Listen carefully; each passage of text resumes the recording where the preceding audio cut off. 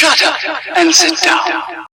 चलिए आइए अब हम लोग एक नया चैप्टर स्टार्ट करते हैं जिसका नाम है political executive and bureaucracy.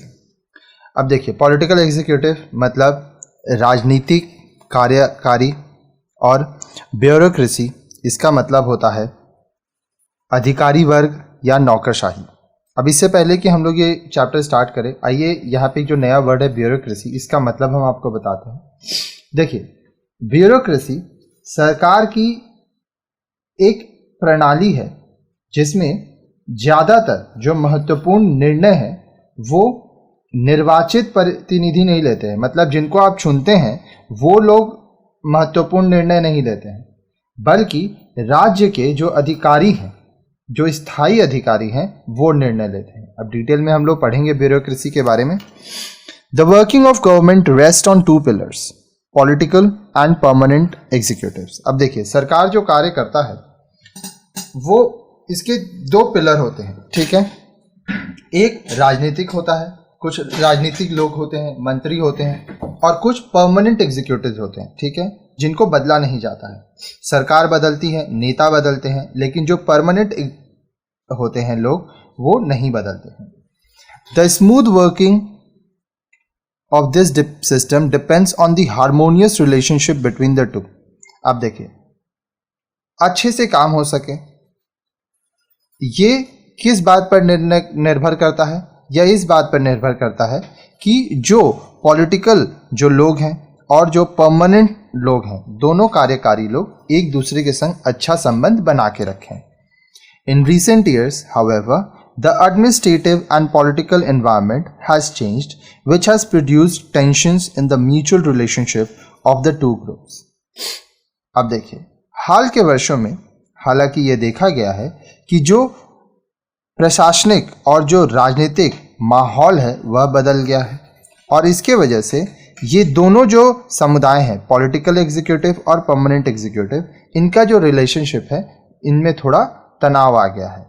So let us first understand the meaning and role of bureaucracy and then analyse the relationship between the political executive and bureaucracy and finally identify the recommendations of administrative reforms commissions for streamlining the relationship between the minister and the civil servants and reflect upon the present scenario in India in this respect.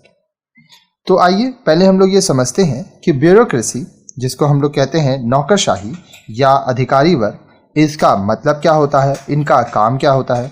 फिर हम लोग देखेंगे कि जो political executive है और bureaucracy है इनके बीच में कैसा संबंध है, और अंत में हम लोग देखेंगे कि क्या क्या सुझाव दिए गए हैं एडमिनिस्ट्रेटिव रिफॉर्म कमीशन द्वारा, ताकि मिनिस्टर्स और जो सिविल सर्वेंट्स हैं इनके बीच में संबंध अच्छा हो सके।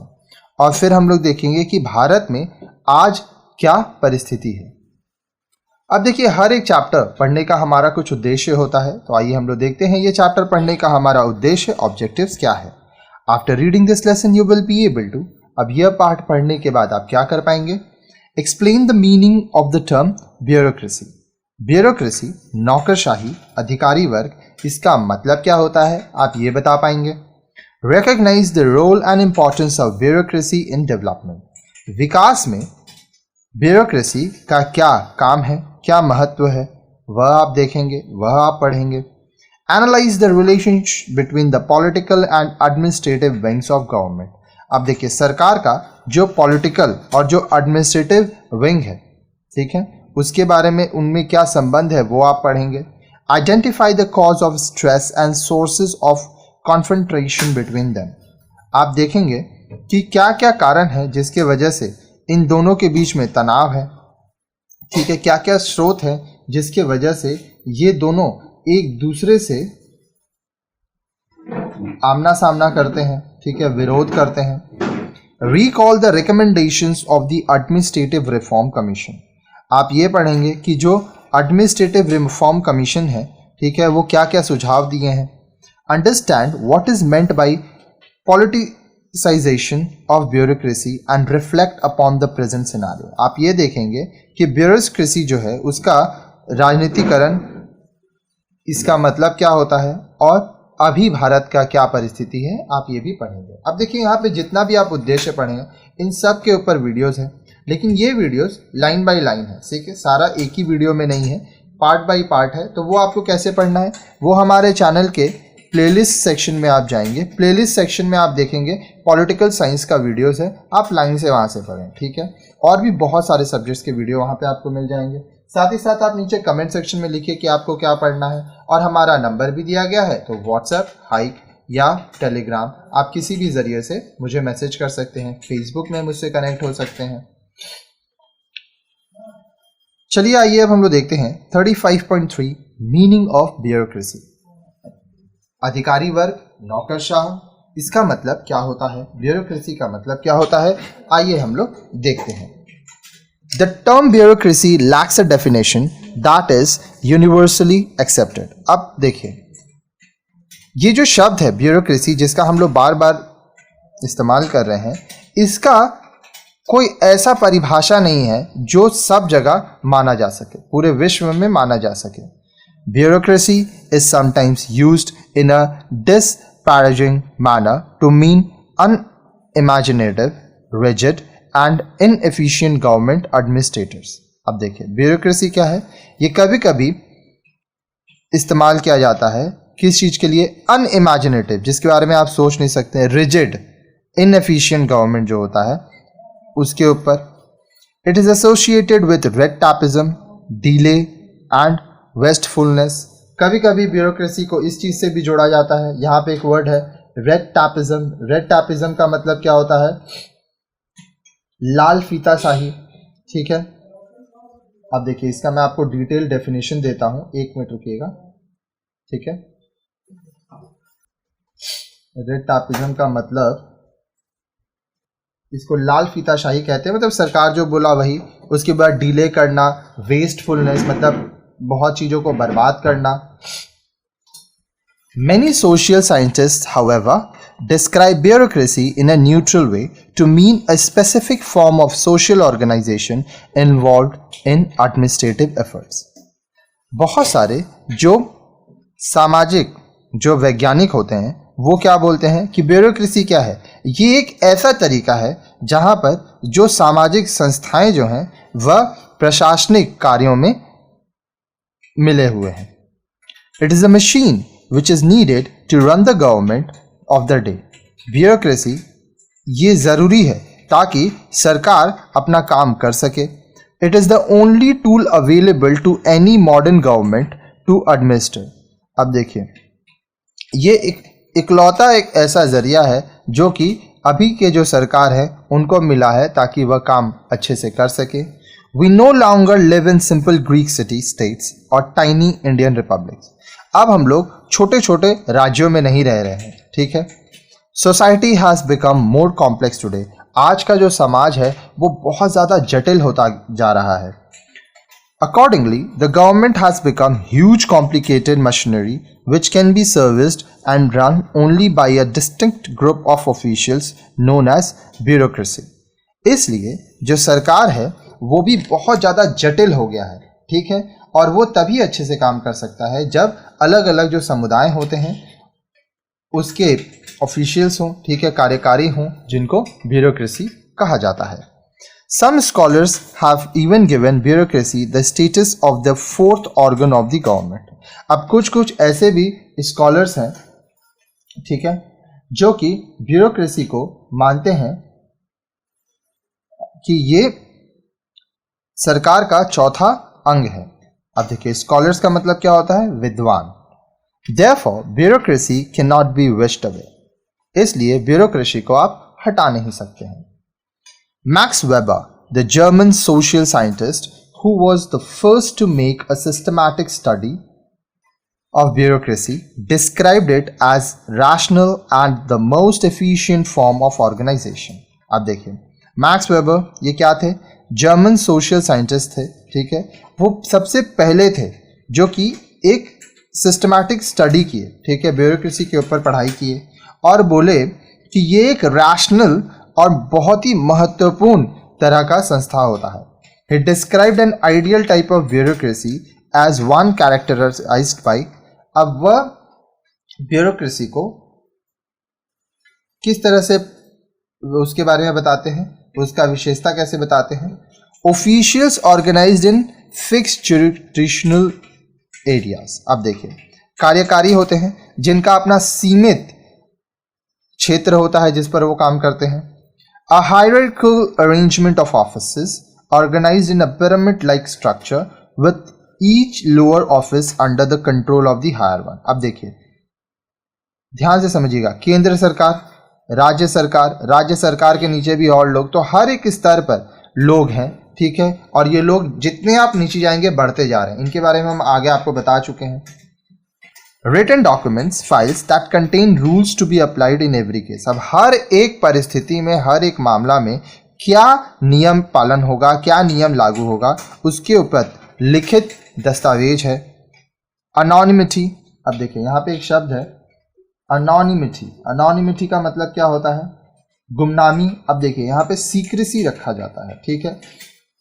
ऐसा नहीं है कि आप एक विभाग का बात दूसरी जगह रखेंगे, ठीक है। गुमनामी कहते हैं इसको, अशांत होने की अवस्था। Impersonality in applying rules uniformly. अब देखिए, जो नियम है, जो रूल्स है, वो सब जगह एक जैसे अप्लाई नहीं होते हैं। Political neutrality. अब देखिए, राजनीतिक रूप में भी यह न्यूट्रल होता है, ठीक है। न्यूट्रलिटी का मतलब क्या होता है, निष्पक्षता। मतलब the state of not supporting or helping either side in a conflict. मतलब किसी एक का साथ नहीं दिया जाता है, जो सही है उसका साथ दिया जाता है। Bureaucracy with such formal characteristics is considered essential for running any large organization. Bureaucracy जिसमें इस तरह के औपचारिक विशेषताएं हैं, ये माना जाता है कि जो बड़े बड़े ऑर्गेनाइजेशन है उनको चलाने में ब्यूरोक्रेसी का बहुत रोल है। To quote Max Weber, the decisive reason for the advance of bureaucratic organization has always been in its purely technical superiority over any other form of organization. Precision, speed, unambiguity, reduction of friction and of material and personal cost. These are raised to the optimum level in the structurally bureaucratic administration. अब देखिए, max weber जो definition दिए थे, जो बताए थे, उसमें क्या था कि डिसाइसिव रीजन होगा, कुछ भी कर रहे हैं उसके पीछे कोई कारण होगा, ठीक है।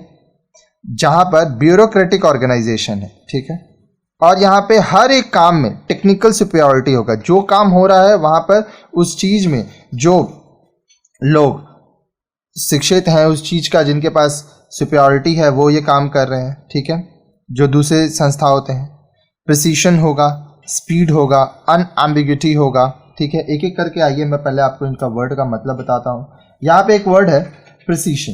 प्रिसीशन का मतलब क्या होता है, प्रिसीशन का मतलब होता है शुद्धता, something which is pure, quality अच्छी होगी। स्पीड मतलब जल्दी काम होगा। फिर होगा अनएम्बिग्विटी, ठीक है। अनएम्बिग्विटी का मतलब क्या होता है, अनएम्बिग्विटी का मतलब होता है जो चीज स्पष्ट हो, ठीक है। फिर फ्रिक्शन, रिडक्शन ऑफ फ्रिक्शन होगा, पर्सनल कॉस्ट कम होगा, ठीक है। जो भी चीज़ों का इस्तेमाल होगा वो ऑप्टिमम लेवल, मतलब सबसे ज़्यादा तरीके से चीज़ों का इस्तेमाल किया जाएगा ब्यूरोक्रेटिक एडमिनिस्ट्रेशन में। 35.2 role of bureaucracy in development. अब देखिए, जो विकास होगा, ठीक है, देश का, उसमें ब्यूरोक्रेसी का क्या रोल है। ब्यूरोक्रेसी में क्या हो रहा है, देखिए, कोई भी जो काम हो रहा है उसमें एक्सपर्ट्स काम करते हैं। Bureaucracy has become an universal phenomenon. अब ब्यूरोक्रेसी जो है वो पूरे दुनिया में अब इस्तेमाल किया जाता है, ये पूरे विश्व में है। It is a prerequisite of modernisation of every society.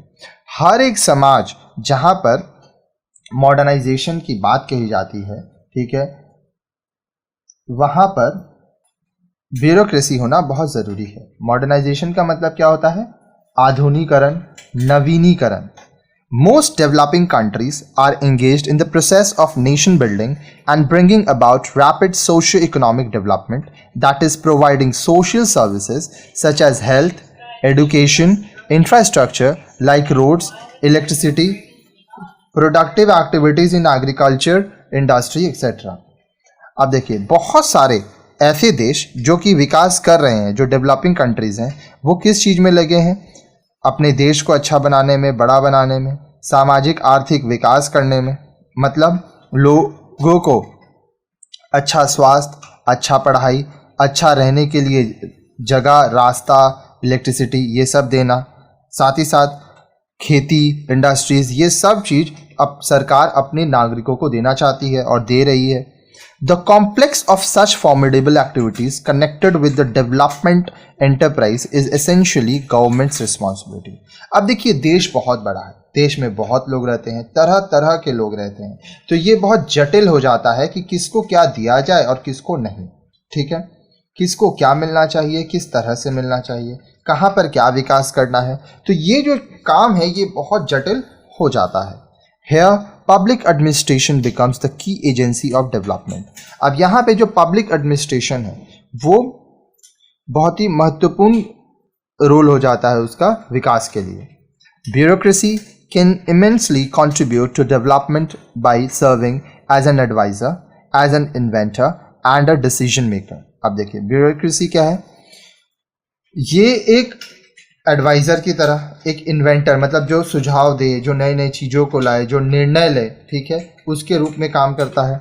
It can vitalise administration by building up a social environment emphasising responsibility by creating incentives, by encouraging healthy competition and self development, by organising institutional management under competent and progressive leadership, and by delegating authority to lower levels of for maximizing development.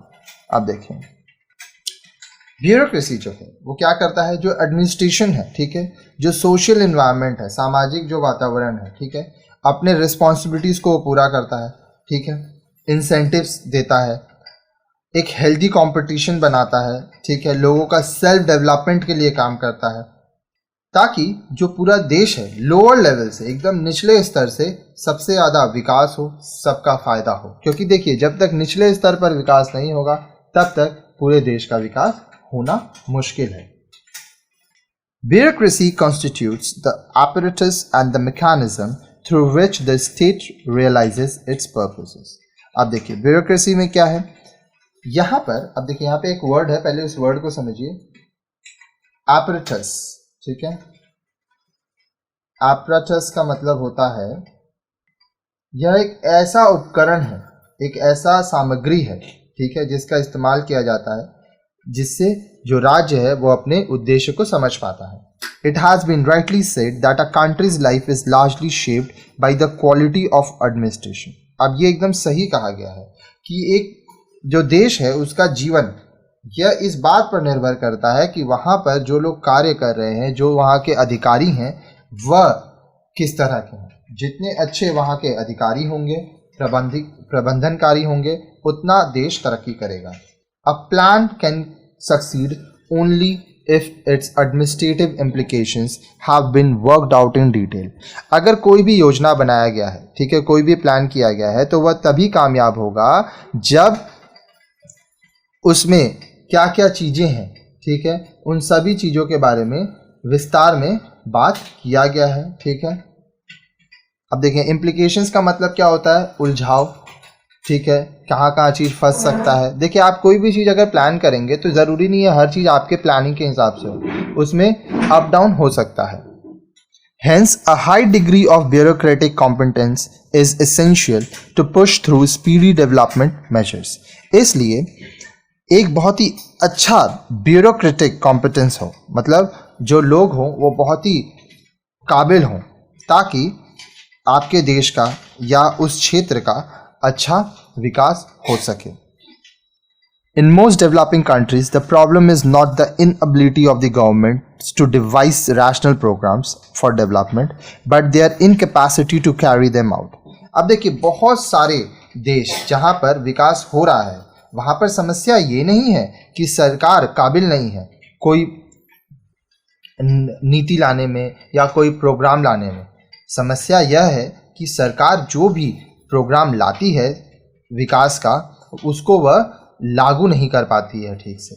अगर आप मान लीजिए किसी चीज़ के लिए planning कर रहे हैं लेकिन उस प्लानिंग को आप पूरा नहीं कर पा रहे हैं, तो भले ही आप कितना भी बढ़िया प्लानिंग करें, वह प्लानिंग सक्सेसफुल नहीं होगा, आप कामयाब नहीं होंगे।